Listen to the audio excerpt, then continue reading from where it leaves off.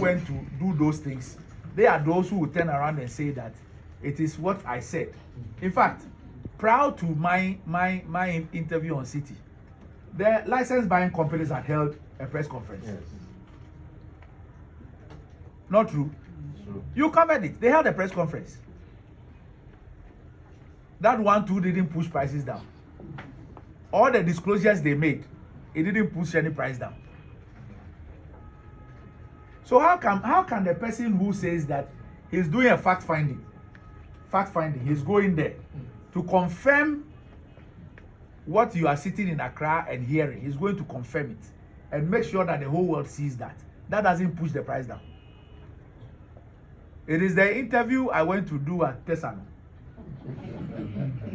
Look, I don't want it to be a banter, but then and because of time factor, but then you also appreciate the point that when somebody in a leadership position speaks, it has much more impact than the ordinary person. Please, That is what I'm please, what I said has not pushed any price down. In any case, let me tell you something. You see, we are making it sound as if there is a specific price for Ghana. When you look at the world market prices, is there a price which is called Ghana price? So how can a statement I make determine price for Colombia and determine price for Indonesia and determine price for Malaysia? How would that be? No, how would that be? Don't you answer? Yes, you can answer. Like I said, I'm excited that you play this call on me.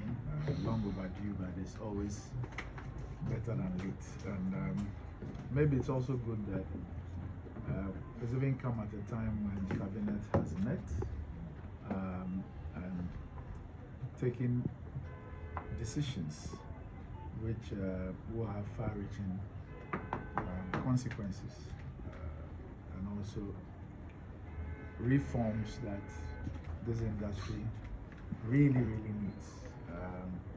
When Dr. Bao was speaking, he spoke about the pictures and the ages of some of the pictures there, when those pictures were taken. Next year, 2027, COCOBOD will be 80 years old. 80 years old. And so COCOBOD is currently 79 years. And I'll try to summarize how we've come to where we are, what we believe has created the situation that we have, and of course, we will speak to what we believe is the way out and the way forward. The decisions that cabinet has made and what the finance minister has announced. Now,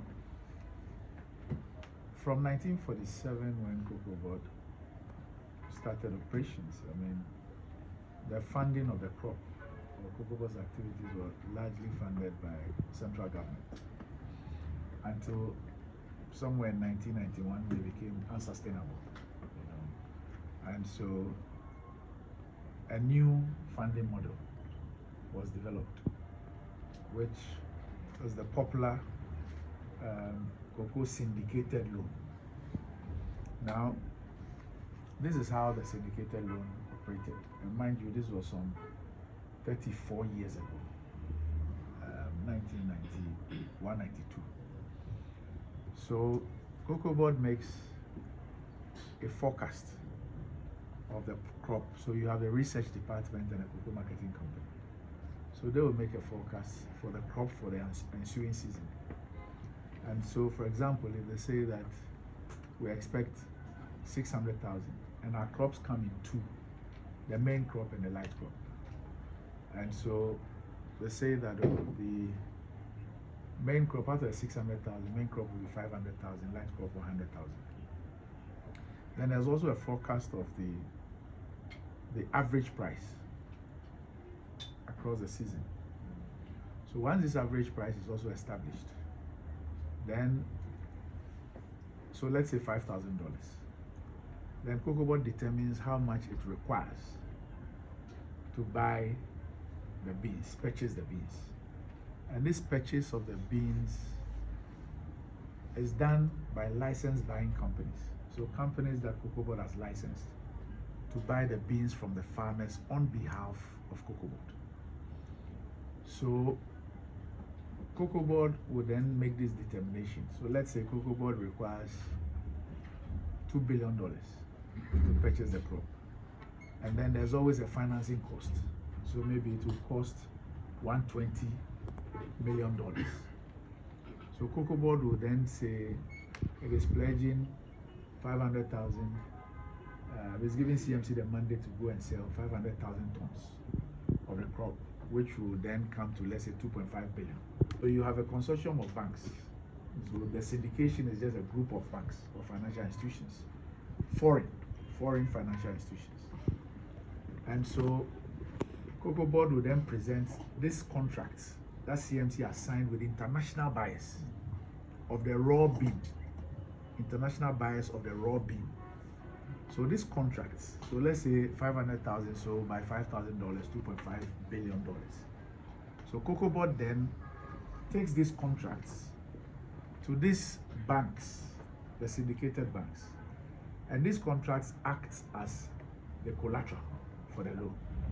So the banks then look at the fact that COCOBOD has contracts to supply 500,000 tons of beans valued at 2.5 billion. And COCOBOD is asking for 2 billion, and there's a financing cost of 120. So 2.12 billion COCOBOD will be able to pay. So on the basis of this, there is then an arrangement to send the money in tranches. So that is when you hear that press conference. COCOBOD will hold a press conference and announce that they syndicated 1 billion, 1.2 billion, 1.8 billion. Then there's that big thing. Kobe, you've done that story many times on the front page of the Daily Graphic. And then my brother to Gabi will be on TV3 and announce it. The news or the morning show that COCOBOD has secured syndication of 1.2 billion, 1.8 billion, 1.5 billion. And then immediately this announcement is made, pressure eases on the currency and all that. So this money then goes to the central bank, the Bank of Ghana. The Bank of Ghana will then give COCOBOD cedis per the Bank of Ghana rate. So COCOBOD, although it sells the cocoa and the forex comes in, that forex does not come to COCOBOD. It goes to the central bank, and the central bank will give COCOBOD cedis per the Bank of Ghana rate. So it is a foreign exchange earner. So that is the vehicle that government has put in place to ensure that cocoa is grown. There's the research, extension and everything. Then there is also the grading and sealing, that's the quality part. Then there is the warehousing, shipping and marketing of the bean. And then this brings the forex. And that forex is what shows up the currency and the economy. But you know, we pay the cocoa farmers and everybody else in cedis, not in US dollars. So we'll bring in the US dollars, it goes to the central bank. The central bank will give COCOBOD cedis according to the bank rate. Now when COCOBOD receives these cedis, the licensed buying companies, I've told you that they buy on behalf of COCOBOD from the farmers. So when it comes to the purchasing of the crop, there is no direct interface between COCOBOD and the farmer. You have the licensed buying companies. So COCOBOD gives them what is called seed money on the basis of their capacity, seed money. So this seed money, which is taken out of the syndicated loan, the cedis that the central bank is giving, is what the licensed buying companies go out to the farmers to purchase the beans on behalf of COCOBOD. And when they brought these beans, depending on the quantity that they were able to bring in, they get, I don't want to say a commission, they get a margin. So there's a margin on every ton or bag that you buy on behalf of COCOBOD. So that is how they also make some money for the work that they do. So you get a syndicated loan. First of all, you pledge your raw beans. So about 70 to 80%. In the case of 2023-2024, what was pledged was about 95 or 96% of the raw bean. Because 800,000 what was pledged was about 786,000 tons. You know. And then the money comes, you get CDs, you do the seed fund, The seed fund is what is used to go and purchase the beans. Then the beans is handed over to you. You ship to those who sign the contract. It's gone on for close to 31 years. So 2022-2023 season would be the 31st year. Then in the 32nd year, which was the 23-24 season, something significant happened. Now along the line, COCOBOD had floated what he called the Cocoa Bills, which were like bonds that individuals and corporate entities bought. And so COCOBOD services by paying the principal and then the interest. In 2023, COCOBOD asked for a restructuring of the Cocoa Bills to suggest that it was no longer in a position to pay. And that was when Ghana did the DDEP. So that was the first signal to everybody that we're struggling. In the 23-24 season, COCOBOD then projected a crop output of 800,000 tons.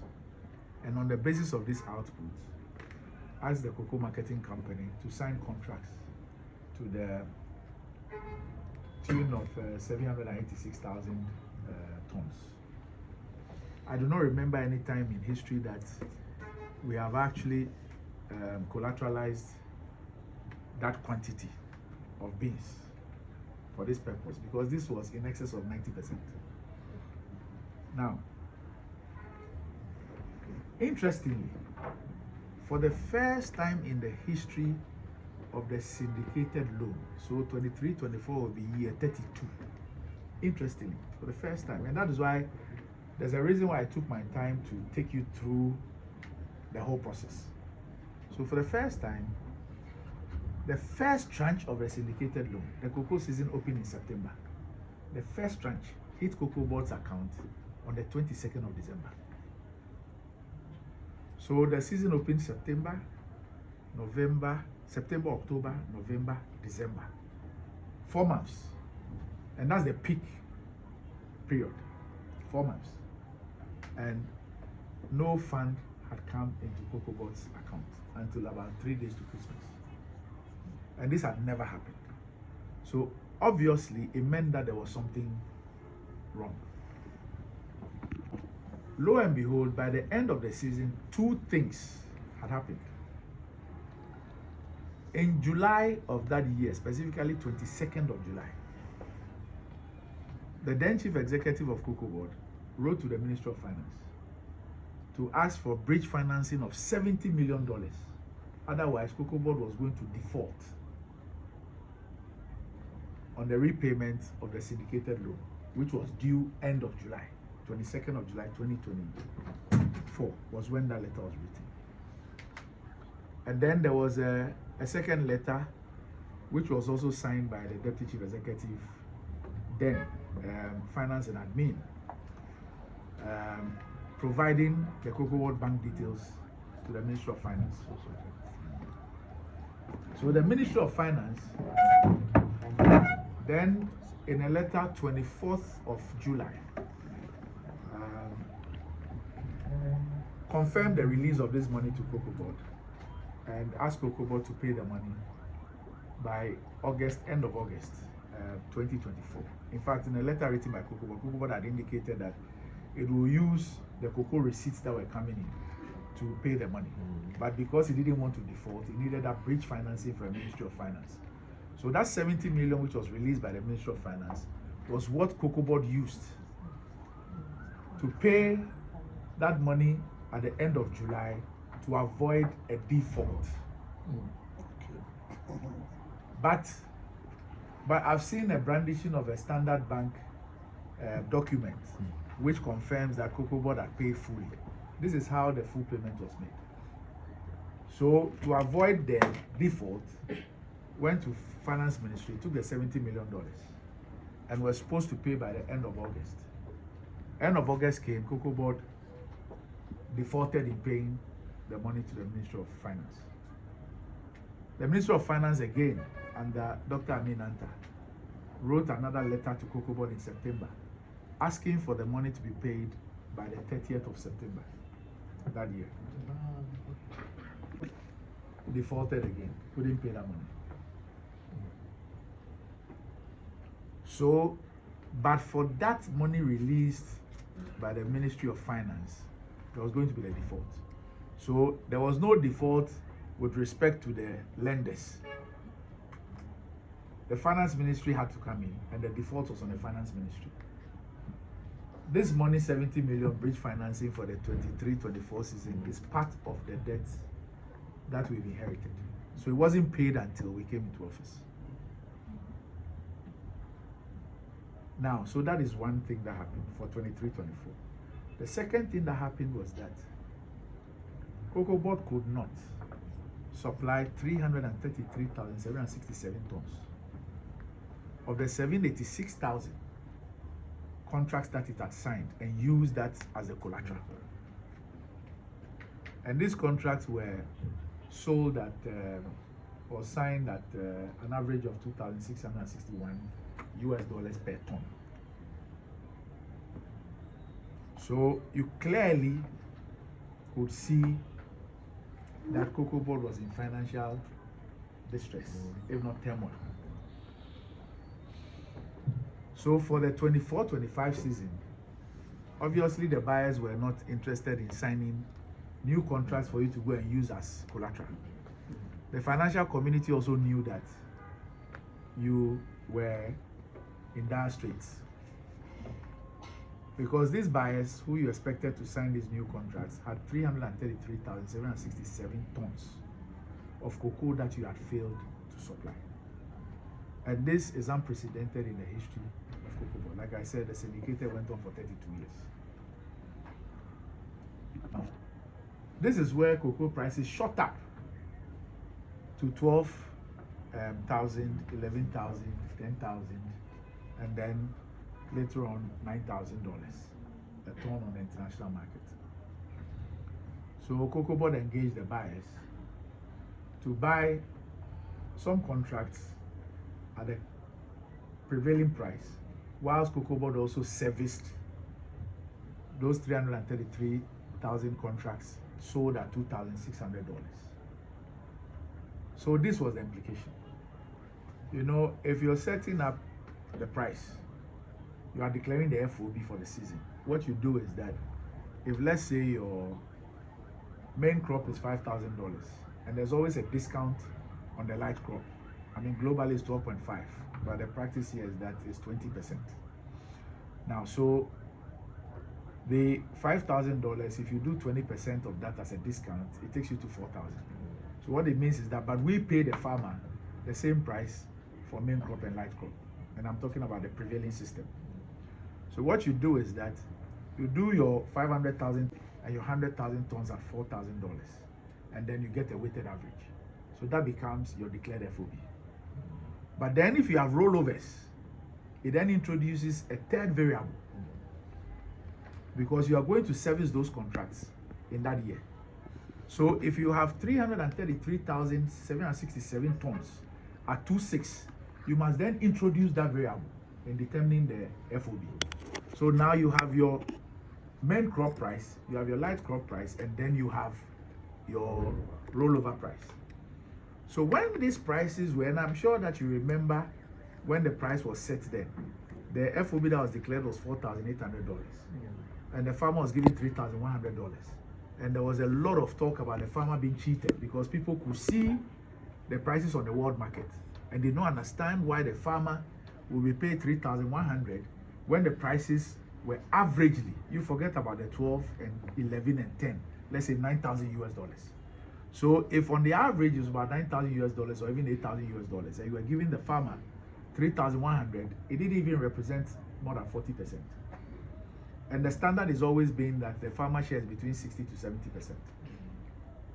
But the FOB that was declared that year was $4,800. What those outside this building did not know, or even many people were in this building did not know, was that there was this huge rollover of 333,000 priced at 2,600. And once you factored that into the weighted average, it brought the declared FOB down. And that is how come, although the prices were that high, COCOBOD could only declare an FOB of 4.8 and give the farmer 63.9%, which represented $3,100 a ton. So this was the story. But I got to know these details when I got in here and got all the facts. Because outside we were all saying that, but if the prices are this high, why will you give the farmer 3-1? Because even if it were 8,000 and you're giving the farmer 60%, it cannot be $3,100. But apparently there was this animal called Rollover, which was at 2,600, and that had this impact on the FOB that was to be declared. When we came in, this was what we inherited. So these were the issues that occurred in 23-24. So for 24-25, then had to go with the buyers to say that please fund the crop. So now we had moved from syndication, which had gone on for 32 years, to now a buyer-funded model. So we're now asking the buyers to provide the money. You know, hitherto we take the loan, the USD comes to the central bank, they take the CDs, give it to us, they give us CDs. We then give seed fund to the LBCs to go and buy on our behalf. Now, we were not syndicating for a loan again. So now we're relying on the buyers to now finance the crop. So they should book orders and then provide 60% of the money, which we then give to the LBCs. And then the LBCs go and buy the cocoa on behalf of those buyers. So now the funding model had changed. By accident, it had changed. So now it was the buyers who were determining what to buy, when to buy, and when to release the money to you. Now, what was the enticement for the buyers was that if cocoa was being sold for $10,000 and I have cocoa priced at $2,600 with COCOBOD, even if it will cost me 100% to finance the crop, it still makes business sense. Because I have this huge quantity of crop. And if you look at how much I signed up for it and where the prices are today, if it's even going to take me the same amount of money to retrieve that contract, it made business sense. So there was a motivation for the buyers to finance the crop. So what was happening was that the buyers would then say that, okay, give me 100,000 of your new crop. Then you give that money to the LBCs. And when the purchase has been done and it's shipped, then the buyers will then give you the 40%. So what it meant was that we were taking high-priced cocoa from the farmer and using that cocoa to service low-price contracts. So if that year the cocoa was valued 9,000, any time that you took that cocoa from the farmer and used that to service a $2,600 contract, you were losing this much. The worst part is that because the price fixed for the farmer that season was $3,100, when the LBC goes to the farmer, they pay the farmer $3,100. But when you use that cocoa to service a $2,600 contract, you need to reimburse the LBC with $500 more. So apart from losing revenue, you were also incurring debt. So this is what we actually inherited for 24-25. So when we came in, we analyzed that funding model, and we knew that there were two things we needed to watch out for. One, if these rollover contracts were serviced to a large extent, what would be the motivation for the buyer to continue to take on the financing costs? Because it also costs the buyer money to go and take this money and finance the purchase of your crop. So that financing cost that you used to incur, you have passed it on to the buyer. But if they are able to retrieve a chunk of a significant quantity of their rollovers, what will be the motivation to continue bearing this cost? And two, those high prices were necessitated by shortages. Mind you, Ghana couldn't supply about 300,000. CSSVD, Cote d'Ivoire also couldn't supply about 500,000. So between the two countries, you're talking about some 800,000. So the news of this, then the speculators went into overdrive that look, there will be a global shortage of the bean. That's what shot the prices up. So if production improves globally. Don't forget that at that time, countries like Ecuador and others were also ramping up production. So if at any point in time there is an indication that global supply was going to go up, the prices will tank. And if the difference between the rollover and the world market prices are not that significant, will these buyers want to continue? They will realize that there was a need to think of a new funding model. So we were clear from day one, and all the people we met, even including international traders, we made it clear that we did not see this funding model going beyond 25-26. And so effective 26-27, we will need a new funding model. And so we had started working on this new funding model with our supervising ministry, the Ministry of Finance. Now, there was also another element of both the syndicated loan model and this current model, which we also thought were key reasons why we needed a new funding model. Now, we keep speaking about our processing capacity, and we talk about the fact that we have about 560,000 installed capacity and all that. Let's even assume that we have 500,000 capacity. If you have a funding model that requires you to collateralize 70 to 80% of your raw bean to supply your raw bean, how then are you able to feed your processing factories with the raw bean that they require? So the funding model that we had adopted was not a funding model that aided processing. Because you have gone to do a syndicated loan and you have given 70 or 80%. In the case of 24, virtually 90-something% of your raw bean, you have committed to sell it as raw bean. So your capacity of 500,000, which bean will it rely on to produce? Now, if you have this by accident model 2, where it is the international buyer who has to give you the money for you to give to the LBC to go and buy the bean, you're able to ensure that you can guarantee beans to optimize your processing capacity. So when we analyzed both, we realized that, look, we needed a shift. So apart from the fact that we knew this was not sustainable, we also knew that another compelling reason was that if we were going to get serious with value addition, we needed a new funding model that will not require of us to collateralize a lot of our beans or majority of our beans, if not all, to buyers as raw beans. So these were all the considerations that went into us thinking of this. Then we also realized that, look, this pricing model that we currently have, under syndication, you sign the contracts. So the last time I heard somebody who once worked here say that they collateralize just about 70%. I've given you the example of 23-24, but let's even take that as an outlier. Now, they collateralize 70%. And so you are guaranteed prices of 70%. Now, once you do this, whatever happens in the season, the prices are locked in already. So that was the analysis that was being made. Before this current crisis, we had sold 82% of the crop. We had sold 82% of the crop, guaranteeing the farmer the 5,040. So it's not as if we have sold just 10% or 20%. We are projected to do 650,000. We had taken over 580,000 tons and left with 70,000.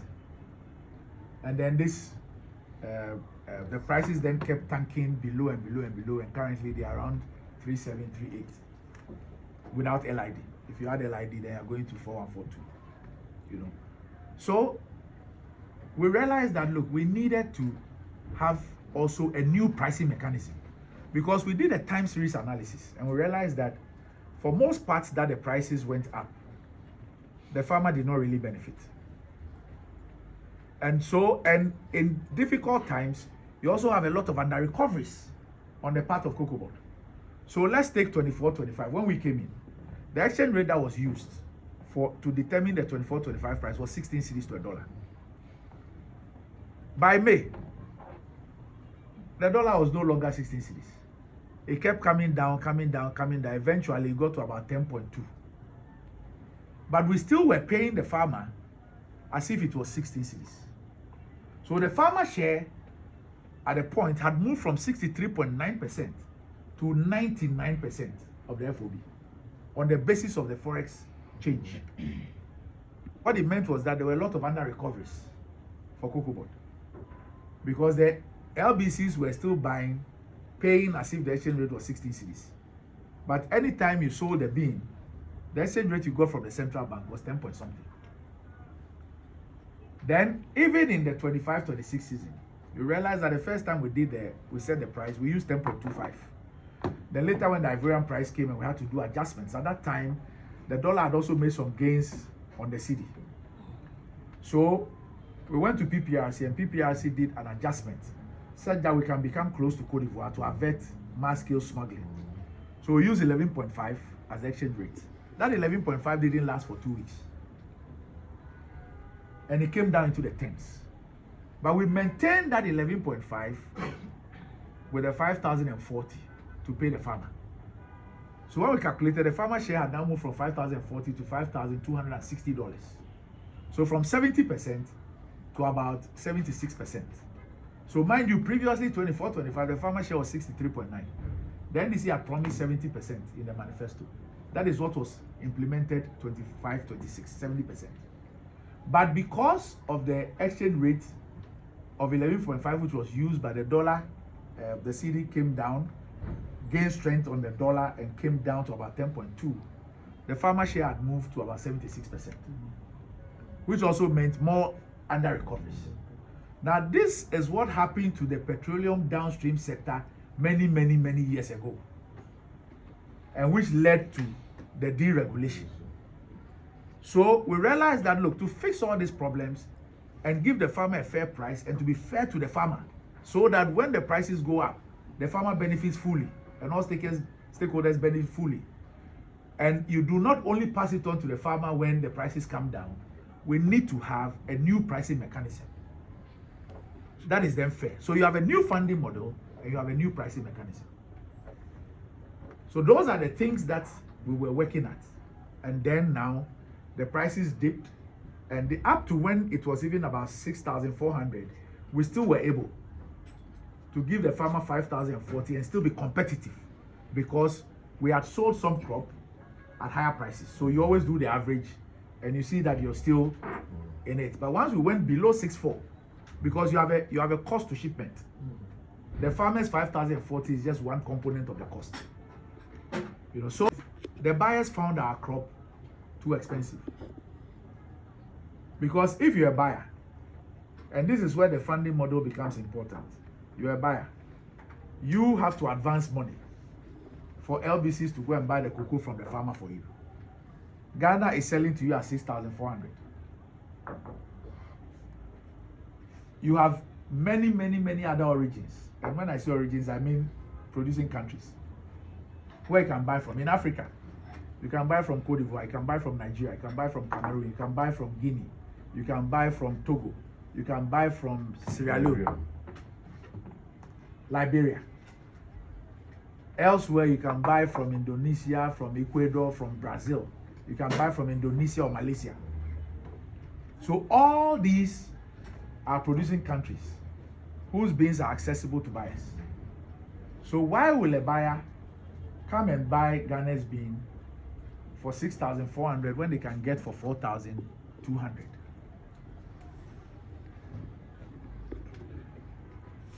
So the buyers now shifted to other countries because they found our bean too expensive. And that is where we started having liquidity, because it was the buyers who were funding the crop. So once they were not making orders and not buying, there was no liquidity, because they were providing the liquidity under this model. So if they don't make orders and provide the 80% for you to go and buy the bean and ship, how do you go out there and buy from the farmer? So at the point that they shut off, we had 530,000 tons that they had bought, so we're contracts. And another 50,000, like I said, we are taking over 580,000. But 50,000, they were yet to take them on contracts. But we had taken over those cocoa from the LBC. So that's where the 580,000 comes from. So now you have 50,000 that the buyers you had in stock, but the buyers were not prepared to take because of the price. And then now you also had those that were still out there in the farms or maybe at the depots of the LBCs, that now there were no new contracts also to fund those ones. So it will not be surprising to hear farmers say that I have given my cocoa and I have not been paid, because we have some 50,000 that did not have buyers. And also you also had cocoa out there that because the buyers have stopped making orders and bringing in money, you could also not purchase. So you have people who say that they have cocoa, there's no money to buy. Some also say that I've given my cocoa, I've not been paid. So this explains it. But the liquidity to do the purchases comes from the buyer. So when the buyer finds your crop too expensive and they move out, you do not have liquidity to continue purchasing. And that is the model that we believed could not go beyond 25, 26. Unfortunately, we were 6 months short of when we feel the impact severely. And if we also had a pricing mechanism, then what would have happened was that when the prices went up, the farmer and everybody would have enjoyed. And when the prices changed, everybody, like we see in petroleum, if it goes high, it comes down, we all enjoy it and we're happy. If it goes up, we all know that these are the factors that are so we must pay. When it comes down, we expect that it comes down as well. And nobody will come and tell us that they are under recovery, so they cannot pass it on to us.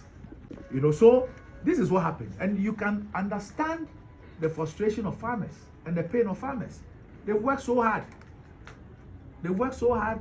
They have harvested the cocoa. They have released it to you. They can't find money. And as for many of the farmers out there, they don't even know that there's some funding model. So it is not you who is providing the fund. It's not you. They know that the COCOBOD nema cocoa akrachi for sika no more better cocoa. So when cocoa akrachi for tell them that sika new better cocoa, it means that it's COCOBOD that is not giving money. So obviously, all the focus will be on you to release the thing and all that. But of course, once this came, we had two options, one or two things to think about. How do you deal with those who have been and have not been paid? You need to find a way of finding liquidity to pay them. So that's one of the things that cabinet had to deal with, and cabinet has dealt with it decisively. And I'm expecting that in the next few days we'll be able to have liquidity in the system to deal with that. So the cocoa that we are taking over, and not because what we have taken over is what we are responsible for. Okay. Then now, how do you also bring the buyers back? Or how do you then deal with the rest of the cocoa that is out there to purchase? So there are two options. Either you do your pricing in a way that is competitive to let the buyers now find your pricing as competitive and come back and provide the funding, or you find a different way of purchasing the bean. Cabinet looked at it, and Cabinet's position, looking at all the scenarios, was that, look, let us find a way of encouraging our processors to take the rest of the crop, to buy the rest of the crop for processing. So that's the decision taken. But how do we avoid this thing? Moving forward, what are the reforms that we need to do to ensure that the farmer is no more cheated, as happened in 24-25, where the farmer, so I say that perhaps there's no farmer in Ghana who can one day say that once upon a time, in 2024 and 2025, prices of cocoa went as high as this. I built this house, I bought this land, or I bought this car, or I did this thing. And no farmer can do that because a decision that was taken led to a rollover of 333,767 tons of cocoa. which was sold at $2,600, which then made sure that it brought the weighted average declared, and therefore the farmer share down so much, so that when farmers in other origins were benefiting fully from those high prices, the Ghanaian cocoa farmer could not benefit. So how do you avert this? You avert this by them bringing in a new pricing mechanism, which ensures that when the prices are good, the farmer enjoys it. When they are not so good, the farmer and everybody knows that this is the reality. And that is why Cabinet then looked at the issue of the new funding model, the new pricing mechanism, which obviously would also have a focus on value addition. This new funding model, and you are not required to go and sell most of your raw bean. Then you can be able to fully utilize the processing capacity of your companies here, and even entice them as a result of that to expand, or even to get other people to also come in and invest. And as you heard the finance minister, as a result of this, there is going to be a revamp of cocoa processing company. That on paper has a capacity of 67,000 tons. But the two lines that they use, one of them is the 60 set up by Dr. Kwame Nkrumah, is useless. So the one that was done during President Kufuor's time, 2007 or so, that is the line that is working, which does about 32,000. So the 67,000 is on paper, but one plant, the Kwame Nkrumah one, is off. So now, if CPC and all other processors can be assured of getting the bean, it obviously would then encourage even investors to then put in money into perhaps getting a new plant and expanding their current capacity, so that they will be able to process a lot more. And we know that it will come with more jobs, it will come with more foreign exchange earnings and all that. So this is how government intends to change the narrative as far as COCOBOD is concerned. It's just unfortunate that our plan towards this and the implementation of same was also met by this huge drop in prices, which has created the problem that it has created. But we're hoping that we'll go through this. We thank our farmers for their patience and all that. We really appreciate it, and we can understand also the frustration, the pain and everything. But assurance is that, so because the new thing going to affect them more, instead of 70%, government has decided that it will give them 90% of the new price, because then the 70% will be steeper than it is. Because if you declare an FOB of 7,200 and the price drops to 4,000, look at the gap. So just to cushion them for the remainder of the season, government decided that out of the 4,200 that is being declared, the farmer should get 90% of that. And then we'll make sure that the new COCOBOD Act, which will be before Parliament, and the Act, because of the current crisis, we only focus on funding model and new pricing mechanism. But how we are going to protect the cocoa tree as a crop, because the law that protects the cocoa trees and the AFRC decree. So I always joke that if you look at the sanction regime, even me, I can go and destroy hectares of cocoa and pay from my pocket. Because if you look at when the law was enacted, and in fact the COCOBOD existing law is a PNDC 81. So there was a need to, and this is a process that was started by the previous administration. But we came in and then we decided that, look, we need to use this law to protect the cocoa tree and to do a lot of things. And so I'm sure that when you get parts of this, the bill and all that, you would see that there are some very far-reaching reforms that the new COCOBOD Act seeks to do. Unfortunately, we've had to communicate all of this during a period of turbulence.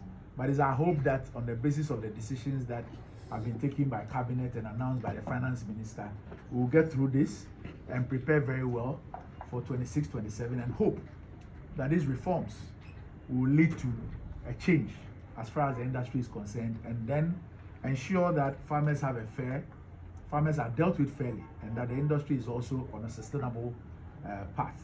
I hope that I've been able to 1.5 billion of this 26.5 billion were signed in just 3 years. 19, 20, 21. Just 3 years.